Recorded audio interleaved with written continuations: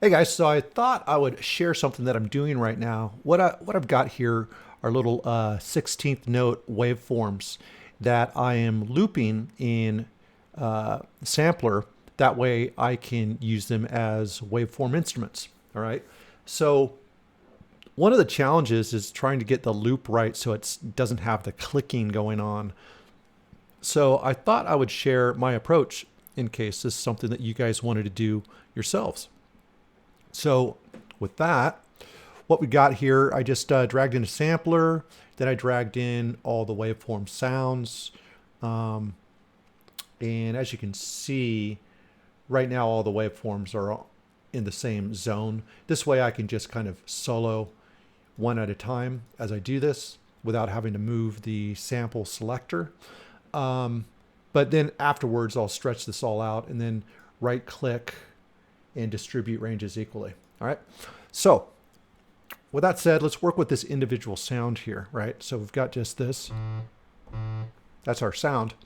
The first thing that we want to do is I like to come about 3 different waves in, because the first wave is not really consistent and the last wave is not really consistent to the rest of the wave. So I like to get into the wave a little bit. So 1, 2, 3. And right before the rise, I like to jump there. Now, normally they would suggest that you find like a 0 point, and sometimes you can, like right here I can, which is cool. But if that doesn't happen, right, it's still fine to just kind of go right before it. All right. In fact, I'll just grab that just because that's going to be more common. And then I'm just going to back up. Well, actually, what I'm going to do now is I'm going to change from just single play to loop mode.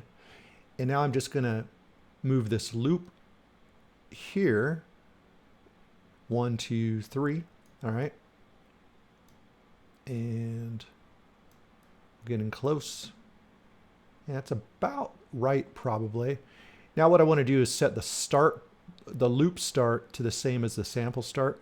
So 543. And then we're going to listen to see what we got. As you can hear, we've got kind of a click. If we try to do a crossfade, it's not really going to help all that much. It gets rid of the click, but there's still like a wah, wah, wah sort of thing, all right, which we don't want. So what we're going to do is we're going to click here on loop end, and we're just going to move the up and down arrow key. That'll just kind of move it a little section by section.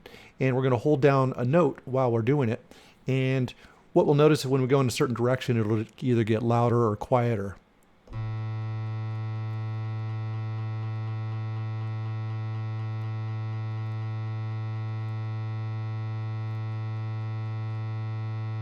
So that right there seems to be really quiet, a nice seamless loop. So now I can use that waveform for a synth, which is really, really cool. And of course you can use all the filter and all this sort of stuff. So you could assign macros and stuff like that to the waveform to do some really, really fun and interesting stuff. But it's all about the foundation of the waveform. I mean, with any synth, its personality usually starts with its type of waveform. So if you have a collection of waveforms or you create some of your own, this is a great way to use them and get them looped properly so you can use them in Sampler. All right, I hope that helps.